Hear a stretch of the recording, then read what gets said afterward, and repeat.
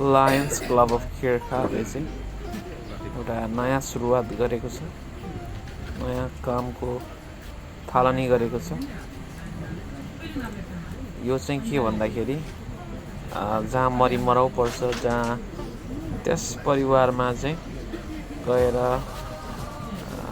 Lions club of केरखाले चाहिँ donation box त्यहाँ install गर्नेछ र डोनेसन बक्समा चाहिँ दानपेटिकामा चाहिँ त्यहाँ आउनुहुने छरछिमेक आफन्त इष्टमित्रहरूले चाहिँ आफूले सक्दो अथवा आफूले आफ्नो इच्छा बमोजिम रकमहरू सहयोगका लागि त्यहाँनिर लगाउनु हुनेछ र सो रकमले चाहिँ त्यस परिवारमा चाहिँ थोरै भए पनि आर्थिक बोझ कम गर्छ भन्ने विश्वास लिएको कुरा लायन्स क्लब अफ केरखाका अध्यक्ष टेकराज तिमसिनाज्यूले बताउनुभयो र आगामी दिनहरूमा पनि लायन्स क्लब अफ केरखाले आफ्नो आसपासको क्षेत्रमा जहाँ मरिमराउ पर्दछ, जहाँ दुःख घटना गर्छ, त्यहाँ लायन्स क्लब अफ केरखाको चाहिँ सक्रिय उपस्थिति रहनेछ भन्ने कुरा पनि दर्शाउनुभयो।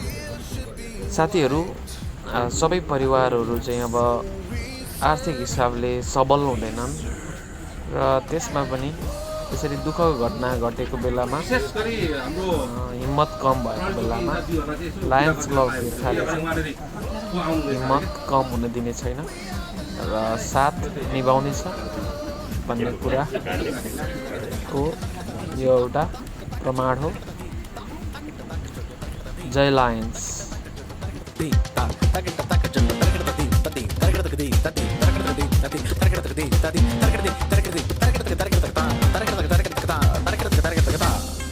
Let them be healed with our compassion. Yeah. Let them be filled and let them be loved.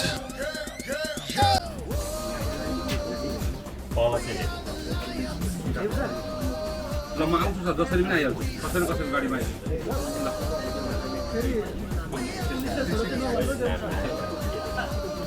भयो, सक्यो मेरो पाला बाटो ब्लक लाग्यो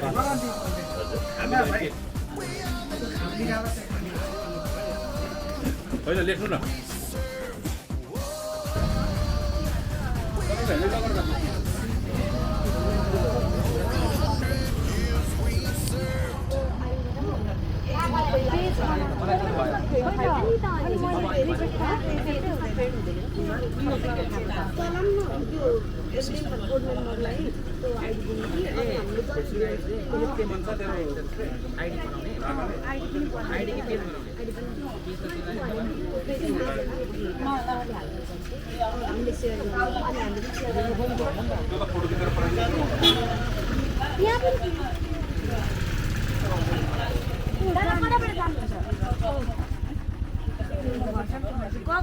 हामी गयौँ